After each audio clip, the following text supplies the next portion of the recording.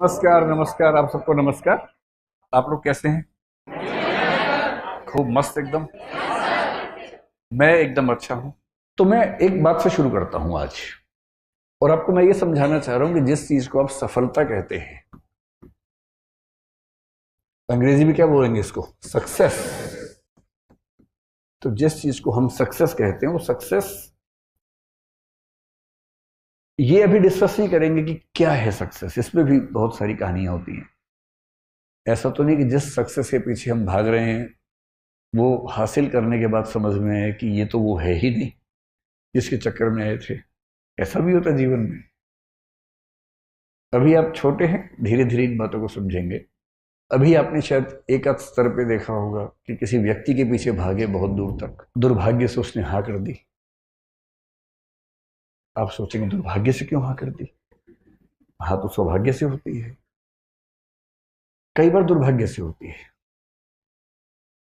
कभी कभी किसी व्यक्ति का ना मिलना बेहतर होता है, क्योंकि दरअसल वो आपके लिए है नहीं, ना आप उसके लिए हैं, सूटेबल नहीं है। पर एक दौर में आप उसके दीवाने बने बने घूम रहे थे किसी वजह से। चेहरे का सौंदर्य देखा, आपको लगा इससे बड़ा सत्य क्या है ब्रह्मांड में, यही ब्रह्मांड का अंतिम सत्य है। इतना सुंदर चेहरा भगवान ने किसके लिए बनाया है? मेरे लिए बनाया है। और इस चक्कर में आप सुबह से रात तक पतंगे की तरह आगे पीछे दौड़ रहे हैं। अच्छा तो ये है कि वो कह दे कि भाई मेरे पास फुर्सत नहीं है, मुझे पढ़ाई करनी है, और आप चुपचाप पढ़ाई कर लीजिए। पर किसी किसी का दुर्भाग्य होता है, हाँ हो जाती है। हिंदी साहित्य में बहुत रोचक कुछ लोगों ने उपन्यास लिखे। एक लेखक ने कहा, देखिए आप हिंदी फिल्में देखेंगे, हिंदी की फिल्में आमतौर पर स्ट्रगल क्या है कि जो नायक है, हीरो है, वो हीरोइन को प्राप्त करना चाहता है, और विलन के तौर पे आमतौर पे हीरोइन के पिता और भाई ही रहते हैं। कभी कभी कोई थर्ड पर्सन भी होता है जो प्रेम त्रिकोण का तीसरा कोण बनना चाह रहा है, ऐसा भी होता है। कभी कभी भाई या पिता वो नाराज हैं, ऐसा होता है। और पूरी स्ट्रगल ये है कि कैसे वो उनको कन्विंस करे। अगर फिल्म इमोशनल है तो वो अपनी होने वाली पत्नी के पिता को कन्विंस करने के लिए गांव में जाएगा, खेत में रहेगा, साथ में काम करेगा सारे। और फिर वो कौन सी फिल्म थी? रमैया बस्ता भैया। ये तो मैंने देखी ही नहीं। मैं तो दिल वाले फीलिंग से बोल रहा था। DDLJ देखी आप लोगों ने? वही है ना, इसमें शाहरुख खान, काजोल, अमरीश पुरी। हाँ, उसमें पूरी ताकत लगाई है कि मैं किसी तरह से इसके पापा की सहमति बना लूं, उसके बाद विवाह करूं, और उसने बना भी ली। अंत में मतलब वो ट्रेन पे है, सिमरन खड़ी है, और तब अंततः उसके पापा का हृदय परिवर्तन हुआ और पापा ने कहा जा सिमरन जा, जी ले अपनी जिंदगी, है ना। इससे क्या होता है, इमोशंस बहुत हमारे ओवर पावर करते हैं कि परिवार भी बच गया, रिश्ता भी बच गया। इससे अच्छा क्या है? विन विन है, परिवार भी रिश्ता भी। लेकिन ऐसे पापा फिल्मों में ज्यादा होते हैं, ऐसे पापा समाज में कम हैं। समाज में पापा बोलते हैं आ सिमरन आ, घर के अंदर बैठे शांति से, ड्रामा मत कर ज्यादा। लेकिन एक उपन्यासकार ने बड़ी अच्छी बात कही। उसने कहा कि कहानियां पढ़ के लगता है कि सारी स्ट्रगल विवाह तक की है, और हिंदी की फिल्मों का, अधिकांश फिल्मों का जो अंतिम दृश्य होता है उसमें हीरो हीरोइन की शादी हो रही होती है, मंडप सजा होता है, फूल बरसाए जा रहे होते हैं, और उसके बाद द एंड लिखा हुआ आता है। जबकि वो द एंड नहीं है, वो द बिगिनिंग है। क्राइसिस तो अब शुरू हुआ है। ये क्राइसिस नहीं है, इंटरवल है, 2-4 महीने का इंटरवल है जब चीजें ठीक लगती हैं। उसके बाद का जो क्राइसिस है, बड़ा क्राइसिस है। किसी एक व्यक्ति के साथ 24 घंटे रहना, उसकी बहुत सारी आदतें जो आपको नहीं अच्छी लगती, आपकी बहुत सारी हरकतें, आदतें जो उसे नहीं अच्छी लगती हैं, एडजस्ट करना। कभी कभी मन विद्रोह करता है, झगड़ा करता है, मन करता है कि इसके साथ रहने के लिए मैंने इतनी स्ट्रगल की, अपने घर से झगड़ा किया। प्रेम विवाहों के विफल होने के मामले आमतौर पर इसलिए होते हैं क्योंकि आपने जितनी हसीन कल्पनाएं कर ली थी, जिंदगी उतनी हसीन होती नहीं है। जब तक प्रेमी प्रेमिका है, जिंदगी बड़ी हसीन है, क्योंकि करना क्या है, बाइक पे घूमना है, आइसक्रीम खानी है, गप्पे मारनी है, तो स्ट्रगल तो है नहीं। लेकिन विवाह के बाद तो फिर किराया भी देना है घर का, आटा भी खरीद के लाना है, दाल भी लेके आनी है, और एक दूसरे की कड़वी बातें भी सुननी है। जो पहले तो मीठी मीठी बातें होती थी, एक दूसरे को मेकअप के बिना भी देखना है, जो नेचुरल पोज है वो भी देखना है। अभी तक तो वो देखा गया जो बहुत अच्छे से बनाया गया था।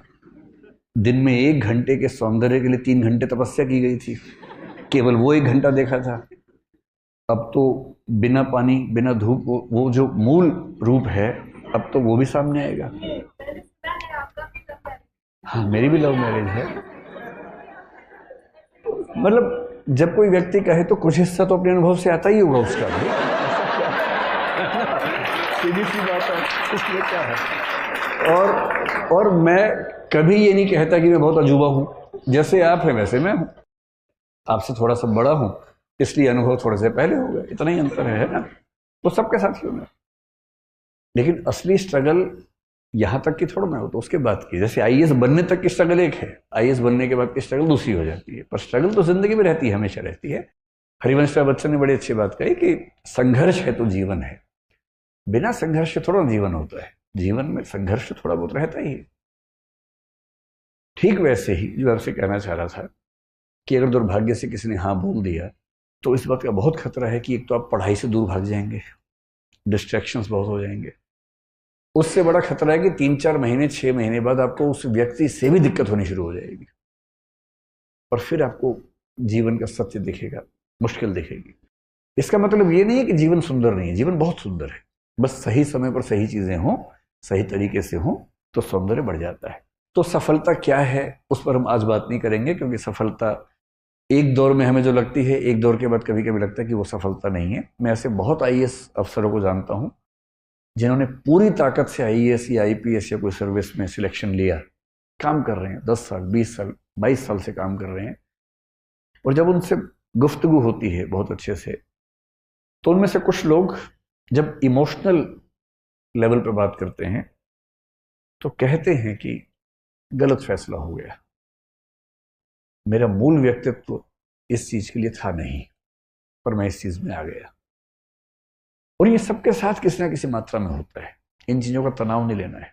आज हम ये समझेंगे कि सफलता का मतलब, अगर हम मानने आपको आईएएस बनना है, जैसे आपका फिलहाल यही उद्देश्य है, यही सपना है, तो उसके लिए कौन सी चीजें आपके अंदर होनी चाहिए। अगर हैं तो बढ़िया है, नहीं तो उस पर थोड़ा थोड़ा काम करना शुरू कर देंगे अभी से, है ना।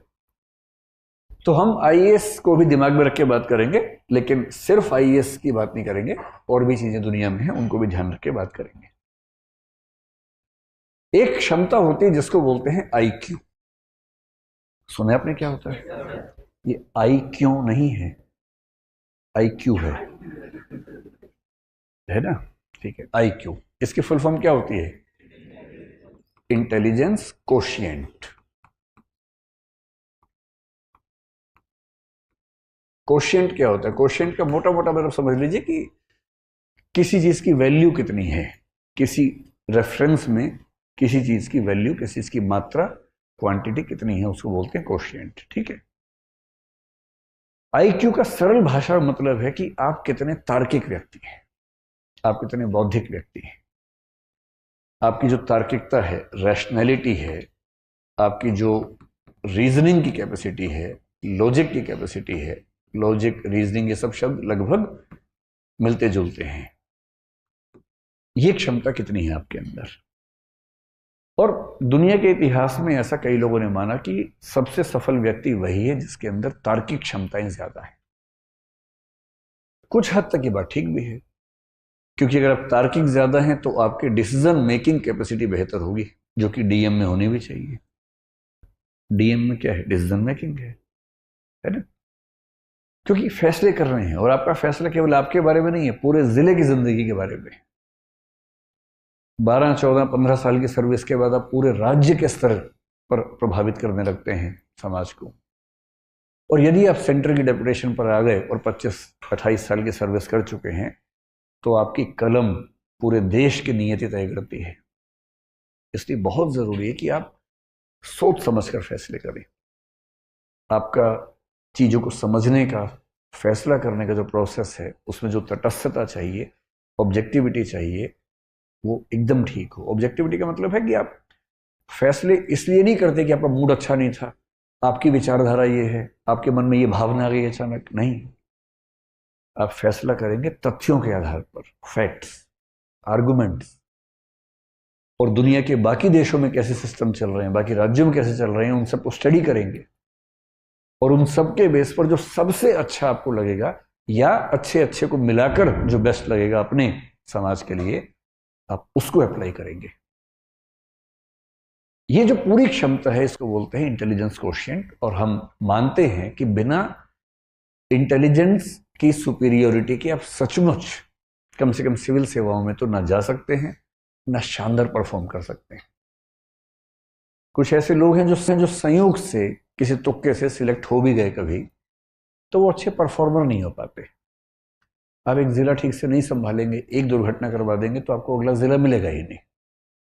फिर आपको सचिवालय में कोई ऐसी पोस्ट देंगे जिस पोस्ट की वैल्यू बहुत कम होती है। और आईएएस आईपीएस के हर सर्विस में कुछ ऐसी पोस्ट रखी जाती हैं ताकि ऐसे लोग जो सरकार के साथ संगति में नहीं है या जिनकी कॉम्पिटेंस कम है उन्हें वहां सेट कर दें। वो केस ना कर सके कि मुझे मेरे पद के अनुसार नहीं कुछ दिया गया, तो उनके लेवल पे पद बना के रखते हैं शंटिंग करने के लिए कि चुपचाप यहाँ बैठे रहो, नुकसान मत करो कम से कम। आईक्यू अच्छा होना किसके लिए जरूरी है? जैसे अगर आपको फिलोसफर बनना हो, अच्छे आईक्यू के बिना नहीं बन सकते। किसी का आईक्यू अगर 90 से 110 के बीच में है तो मानते हैं कि सामान्य बुद्धि का व्यक्ति है, एवरेज, ठीक है। मतलब अगर आप आईएएस बनना चाहते हैं तो जनरली हम मानते हैं कि 120 140 के बीच में अगर आईक्यू है तो आप ठीक है, बढ़िया है। 140 प्लस आईक्यू किसी का हो तो इसका मतलब गिफ्टेड व्यक्ति है, बड़ी बात है। किसी किसी का आईक्यू 200 भी होता है, एक दो व्यक्तियों को 250 के ऊपर भी देखा गया है इतिहास में, जो कि बहुत रेयर बात है। ये वही व्यक्ति हैं जो 5 साल की उम्र में 12वीं क्लास पास कर ली, 8वीं क्लास में किसी यूनिवर्सिटी में पीएचडी कर रहे हैं, मतलब 8 साल की उम्र में, 9 साल की उम्र में। कभी सुना है आपने ऐसा?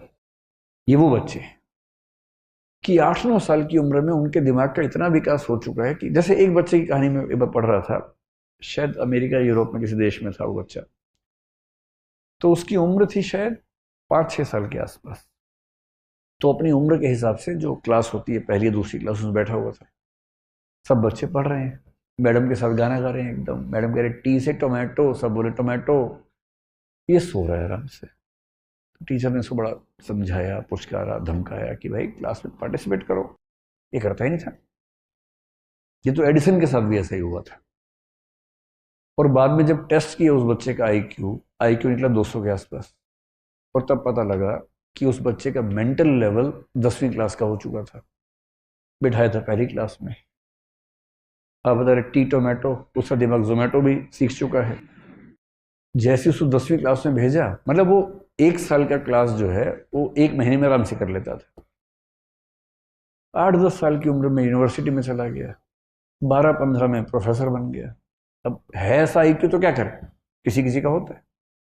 और आईक्यू में दिक्कत यह है कि आईक्यू हमारे चाहने से नहीं बढ़ेगा। आईक्यू में बड़ी मात्रा इस बात की है कि आपको जेनेटिकली, बायोलॉजिकली कितना आईक्यू मिला। हाँ, एक रेंज के अंदर थोड़ा बहुत हम कोशिश से बढ़ा सकते हैं, लेकिन अभूतपूर्व परिवर्तन उसमें करना चाहें, आमूलचूल बदलाव करना चाहें तो नहीं कर सकते। तो अगर आपको मैथमेटिशियन बनना हो, जैसे रामानुजम का नाम आपने सुना होगा, है ना, तो रामानुजम होने की शर्त है कि आपका आईक्यू बहुत ही खतरनाक स्तर पे होना चाहिए। बड़ा साइंटिस्ट बनना हो, एपीजे अब्दुल कलाम जैसा, तो आपका आईक्यू बहुत खतरनाक होना चाहिए। या न्यूटन या आइंस्टीन बनना हो तो आईक्यू चाहिए बहुत ही खतरनाक। फिलोसफर बनना हो बहुत खतरनाक, जैसे हम भारत में शंकराचार्य का जिक्र करते हैं। 32 साल की उम्र में उनकी मृत्यु हो गई, जितने में अटेम्प्ट खत्म नहीं होते लोगों के। और ऐसी फिलोसफी देके गए हैं कि मतलब 1500 साल होने वाले हैं, कोई हिला नहीं पा रहा अब तक। 32 साल की उम्र में जिस व्यक्ति की मृत्यु हो गई। आईक्यू कितना रहा होगा? उस समय आईक्यू टेस्ट नहीं होते थे, सीधी सी बात है। होता तो मेरा ख्याल है कि 200-250 का मामला रहा होगा उनका। जब आईक्यू बहुत तेज होता है ना, आप इतना तार्किक सोचते हैं, इतना दूर का सोचते हैं, इतना तेज सोचते हैं कि फिर आपके साथ काम करने में सबको मजा आता है। और पीएम क्यों नहीं चाहेगा कि उनके पास ऐसा एक चीफ सेक्रेटरी हो या ऐसा कैबिनेट सेक्रेटरी हो जिसका आईक्यू बहुत शार्प हो, बात कहने से पहले समझ जाता हो, बात पूरी होते होते सॉल्यूशन सामने लाके दे देता हो कि ये सॉल्यूशन है इस चीज का। पीएम कह रहे हैं कि मैं 4 फैक्टर सोच पा रहा हूँ, कह रहे नहीं सर 18 फैक्टर्स हैं, ये 18 फैक्टर्स हैं, इनके बीच में ये मैट्रिक्स है, ये सॉल्यूशन बेस्ट है। और पीएम गदगद है कि वाह यार, तो एक चीज सफलता में आईक्यू है। तो एक पक्ष तो ये हो गया। अब आईक्यू से अगर आगे निकलें और देखें कि कौन सी दूसरी चीज है जिस पर आपको गौर करना है, और वो चीज जिसको आप अपने हिसाब से मैनेज कर सकते हैं। एक शब्द आपने सुना होगा, इमोशनल इंटेलिजेंस। कुछ लोग इसको ईक्यू भी आजकल कहने लग गए हैं। इमोशनल इंटेलिजेंस या इमोशनल कोशिएंट, ये क्या चीज होती है? कभी आपने इस पर गौर किया है? और ये चीज आपके पाठ्यक्रम में भी है, यूपीएससी में मुझे ही पढ़ाना होता है, वो वाला टॉपिक इथिक्स में आता है। और जो दूसरी चीज है उसको बोलते हैं इमोशनल इंटेलिजेंस, और कुछ लोग इसके लिए एक शब्द करते हैं इमोशनल कोशिएंट। इमोशनल कोशिएंट सुन के कुछ लोग सोचते हैं कि जो जितना ज्यादा इमोशनल है उसमें उतना ज्यादा इमोशनल कोशिएंट है। ऐसा बिल्कुल नहीं है, हरगिज नहीं है। इसलिए अगर आप बहुत इमोशनल हैं और आपकी पलकों पर हमेशा आंसू तैयार रहते हैं, तो इसका मतलब है कि आपका इमोशनल इंटेलिजेंस का लेवल कम है, ना कि ज्यादा है। तो लेकिन इस बात से रोना नहीं है, कहीं इसी बात से भी रोना शुरू कर दें आप, है ना। मैंने सिर्फ ये बताया कि वैसा नहीं होना है। इसका मतलब मुझे खुशी ये हुई कि 5-6 लड़कों ने भी हाथ खड़ा किया है, वरना हमारे समाज में एक मान्यता है कि रोने पर एकाधिकार लड़कियों का है और नहीं रोने पर मर्दों का है। और मर्द फिल्म में एक डायलॉग था, मर्द को दर्द नहीं होता। उस एक डायलॉग ने भारतीय समाज से जितना नुकसान किया है ना, तो बहुत भारी नुकसान कर दिया। उसके बाद से सारे मर्द अंदर दर्द हो रहा है, और ये नौटंकी करते करते घूम रहे हैं कि दर्द नहीं होता हमें। तो मर्द को कहां दर्द होता है? तो आप में से कितने लोग ऐसे ही स्ट्रांग हैं जो कभी नहीं रोते हैं? तो आप लोग स्ट्रांग नहीं हैं, आप लोग मुर्दा हैं दरअसल, है ना। देखिए, मेरा काम जिंदगी को मुश्किल बनाना नहीं है, जिंदगी को आसान बनाना है, और मैं तो आसान ही बनाऊंगा। बिना बात के तमाशे इतने इकट्ठे कर लिए हम लोगों ने कि मर्द को दर्द नहीं होता। क्यों नहीं होता? सुई चुभा होता है दर्द। सबको होता है, पत्थर मार के देखो खोपड़ी पे उसके, क्यों नहीं दर्द होगा? अच्छा, छोटे छोटे बच्चे जो हैं, लड़का हो या लड़की हो, कोई गिरता है दोनों रोते हैं, चिल्ला चिल्ला के रोते हैं, लड़का भी रोता है लड़की भी रोती है। पता नहीं 5, 8, 10 साल के बाद ऐसा क्या होता है, लड़के रोना बंद कर देते हैं। और मम्मी क्या करती है, मम्मी भी नहीं समझ पाती, बच्ची लड़का गिरता है रोने लगता है, लड़की है क्या, लड़की है क्या। उसे लगता है कि इसमें लड़का लड़की कहां से आ गया बीच में? भाई मैं गिरा, मुझे दर्द हुआ, मैं रोया, लड़की है तो लड़की है। उसे 2 बातें समझ में आ जाती हैं। पहली बात तो रोना और लड़की होना एक बात है।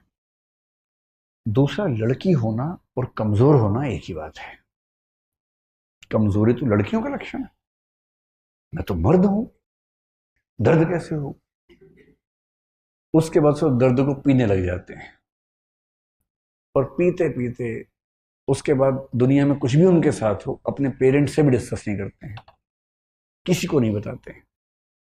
सारा दर्द अपने सीने में लिए लिए घूमते रहते हैं। साइकोलॉजिस्ट से मिलना, साइकेट्रिस्ट से मिलना भारत में अपराध माना जाता है।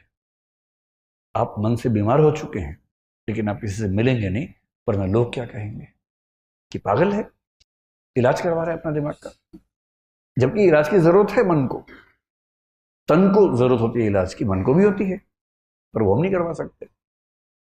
और इस चक्कर में लगभग हर पुरुष अंदर से लहूलुहान है, ऊपर से मुस्कुराना भी है, क्योंकि लोग क्या कहेंगे, हंसते नहीं है तो, मुस्कुराते ही नहीं भाई साहब, तो भाई साहब क्या करें?